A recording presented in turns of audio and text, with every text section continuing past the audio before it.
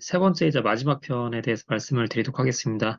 이게 제가 호르몬에 대해서 이렇게 말씀을 드리면서 이제 그 중에 이제 인슐린이라는 이 호르몬이 이제 저희 인체 내에서 유일하게 혈당을 떨어뜨리는 이제 호르몬이자 굉장히 이게 당 대사 이외에도 되게 다양한 영양소에 대한 이제 대사를 이제 진행을 하기 때문에 이게 굉장히 좀 중요하긴 한데 이게 인슐린이 만약에 과다하게 분비될 경우에는 다양한 또 증상과 함께 이제 위험 요인을 불러일으킬 수가 있습니다. 그래서 이러한 사항에 대해서 저희가 이제 필드에 나가서 좀 이렇게 이러한 내용들이 이미 숙지하고 있고 이렇게 인지하고 있다면은 좀 이렇게 저희가 뭐 이런 소비자들 만나거나 또는 이런 건강에 대해서 관심 있는 분들한테 좀 유용한 정보가 되지 않을까 싶고요. 관련된 내용 바로 말씀드리도록 하겠습니다. 네, 그래서 이제 이 인슐린이라는 거는 혈당을 떨어뜨리는 호르몬이기도 하는데 이 인슐린은 지방을 이제 저장하는 호르몬이기도 합니다. 그래서 여기 보시면 왼쪽에 보이는 이제 화면이 이게 바로 이게 킬로마이크론 또는 VLDL이라고 이제 부르기도 하는데 이 저희가 지방을 섭취하게 되면은 이 혈관 안에 이 지방이 지방 자체로만 이렇게 있지는 않거든요. 그래서 예전에 한번 유르모 리드님께서 말씀해 주셨는데 이 지방은 이제 물과 이게 같이 이게 혼동이 되지 않기 때문에 이 지단백이라는 이제 이 단백질 안에 이제 쌓여가지고 이 지방이 이제 운반이 되게 됩니다. 그래서 이 지단백 중에 하나가 이제는 그 킬로마이크론 또 VLDA라고 이제 불리거든요. 그런데 이 킬로마이크론이 근육 조직이나 또는 이제 지방 조직으로 이제 들어갈 때 여기 보시면 LPL이라는 게 있습니다. LPL. 이 LPL이 지단백 리파제라고 부르는데 이거는 지단백인 이제 그 지방을 즉 이제 쪼개주는 이제 그런 역할을 하는 거거든요. 그래서 이 지방 조직과 근육 안으로 이제 지방산으로 이제 들어올 수 있게끔 하는 게 바로 이 LP라는 물질입니다. 그리고 여기 보시면은 저희가 식사를 할 때 뭐 이렇게 당 성분이라든지 그리고 또한 이제 이러한 중성지방 성분들이 이제 우리 몸에 들어오게 되잖아요. 그래서 이 노란색으로 보이는 이제 물질이 바로 저희의 지방세포입니다. 그래서 포도당이 이제 지방세포 안으로 들어오고 그리고 이 포도당이 이 지방산과 함께 만나면은 이게 바로 이 트리글리세라이드 또는 이거를 중성지방으로 불리거든요. 이 중성지방으로 만들게끔 하는 게 또 바로 이 인슐린. 그래서 그 인슐린이 작용을 하면서 아까 말씀드렸던 이 LPL, 즉 지단백 리파제를 통해서 이 중성지방이 만들어지게 되는 거거든요. 그런데 이 어, 지단백 리파제라는 거는 인슐린이 올라가야만 이 LPL 또한 이 지단백 리파제가 올라가게 됩니다. 네. 그리고 인슐린이 이제 떨어지게 되면은 이 LPL이 떨어지게 되고요. 따라서 인슐린이 우리 몸에 계속적으로 이렇게 올라가 있는 상태다. 네, 지속적으로 올라가 있는 상태다. 그러면 이 LPL이 계속적으로 또 수치가 올라가기 때문에 따라서 이 지방세포 안에 지방을 아주 차곡차곡차곡 잘 쌓을 수 있도록 도와주는 게 바로 인슐린이다. 네, 라고 좀 여러분들께 말씀을 좀 드리고 싶고요. 그래서 더 높은 중성지방 수치를 만들게 해주고, 혈중지방을 지방세포 저장하는 게 인슐린이다. 라는 게 말이고요. 또한 인슐린이 우리 몸에 과다하게 분비될 때 위험 요인이 다양하게 있을 수가 있습니다.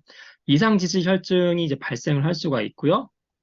그래서 이 인슐린이 지방 저장 호르몬이고, 이상 지질 혈증은 이제 콜레스테롤 밸런스가 이제 무너지게 되는 거거든요. 그러면서 이제 총 콜레스테롤의 수치와 관계가 없이 저희가 이게 그 콜레스테롤도 종류가 여러 가지가 있잖아요. 그중에 HDL이라는 콜레스테롤이 있는데 그 수치가 떨어지게 되고 또한 이 중성지방 수치가 올라가게 됩니다. 그게 바로 인슐린으로 인해서 인슐린이 과다하게 분비가 되면은 이러한 콜레스테롤 밸런스가 망가지게 되면서 이상 지질 혈증이 발생을 하게 이제 될 수가 이렇게 있습니다. 자, 그 다음에 이 화면을 보시면은 이제 많은 분들이 아실 거예요. 이게 대충 이게 바람만 스쳐도 이제 아프다는 이제 바로 그 유명한 이 통풍이거든요. 근데 인슐린이 과다하게 분비가 될 경우에 통풍의 발생 위험률이 올라갈 수가 있습니다. 네. 그 이유는 인슐린이 과다하게 발생하게 되면은 요산 수치가 이제 올라가게 됩니다. 그 이유가 요산 배출이 이제 감소가 되거든요. 그러면은 우리 몸에서 요산 배출이 당연히 그 감소가 되면은 요산 수치가 올라갈 수밖에 없게 되겠죠. 자, 그러면 요산 수치가 올라가게 되는데 이때 또 다른 물질이 생산되는 게 감소가 됩니다. 그게 바로 이제 산화질소라고 불리는 이제 물질입니다. 이 산화질소라는 물질은 우리 몸에서 다양한 기전을 가지고 있고 기능을 가지고 있는데요. 이 산화질소 같은 경우는 혈전 생성을 막아주고 그리고 활성산소를 없애주는 등 굉장히 다양한 역할을 이렇게 하는데 인슐린이 많아지면 많아질수록 이 산화질소가 이제 떨어지게 됩니다. 예. 그러면서 당연히 혈전이 증가할 수밖에 없게 되고 또한 이와 더불어서 이게 혈당 수치도 계속적으로 올려주는 게 바로 올려줄 수밖에 없습니다. 그러면서 저희가 당뇨 위험도 같이 증가하게 되는 거죠. 그래서 인슐린이 과다하게 분비되면 통풍의 위험이 증가되고 심혈관 질환이라든지 그리고 특히 당뇨 위험성 또한 올라갈 수밖에 없는 이제 그러한 이제 증상을 이제 볼 수가 있게 됩니다. 자, 그리고 이제 다음에 이렇게 보시면은 인슐린이 과다 분비되면은 동맥경화증을 이렇게 일으킬 수가 이렇게 있게 되는데요. 그 이유가 인슐린 수치가 올라가게 되면서 혈관의 신축성이 이제 떨어지게 됩니다. 예. 그러면 신축성이 당연히 떨어지니까 혈관이 딱딱하게 이제 만들어지게 되는 거거든요. 그러면서 동맥경화증을 이제 유발할 수 있게 되는 게 바로 인슐린 과다로 이렇게 인해서 발생을 할 수가 있다라고 좀 이렇게 말씀을 좀 드리고 싶고요. 그러면은 이제 인슐린이 이제 과다하게 발생되면은 이제 우리 몸에서 어떠한 증상들이 일어날 수 있는지에 대해서 좀 간략하게 좀 이렇게 말씀을 좀 드리도록 할게요. 예. 그리고 또한, 고혈압에 대해서도 이렇게 말씀 좀 드리겠습니다. 인슐린이 과다하게 분비가 되면은 고혈압 또한 발생할 수가 있게 되는데요. 이제 이거에 대한 이제는 그 기전을 말씀을 드리면은 인슐린이 많이 나오게 되면은 이 우리 몸에서 심장에서 나트륨과 수분의 재흡수를 계속 촉진시킵니다. 예. 그래서 아시는 분들은 아시겠지만 이 나트륨이라는 물질이 수분을 계속 끌어오는 이제 그런 역할을 하게 되는 거거든요. 네.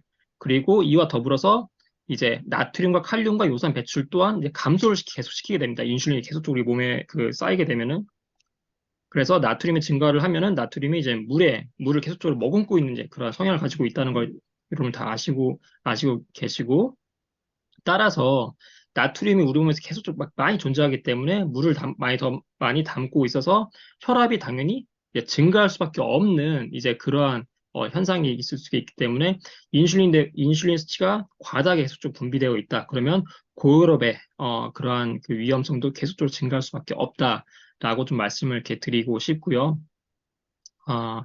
네, 아이고.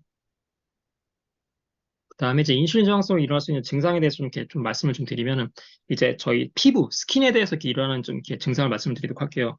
이 부분 같은 경우는 저희가 필드 나가면 이제 저희가 육안으로 이렇게 망진을 하시잖아요.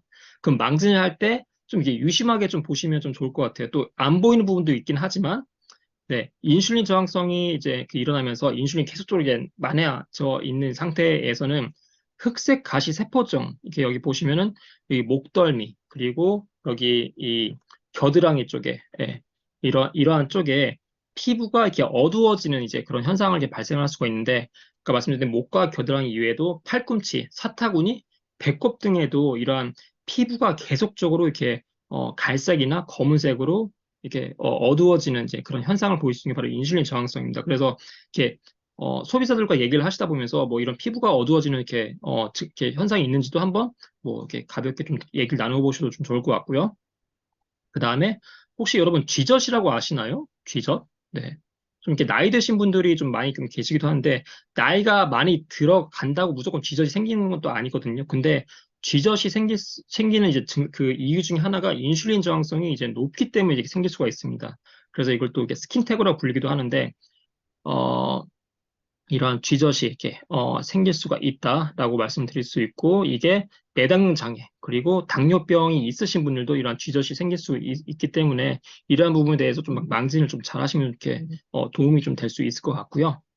그리고 안드로게성 탈모증 또는 이게 남성형 이제 탈모증이라고 이제 불리기도 하는데 이게 인슐린 저항성으로 인해서 이 혈중 인슐린 수치가 많이 높아지면 높아질수록 저희 이제 남성 호르몬이라 불리는 테스토스테론 수치가 계속 높아지게 됩니다. 예.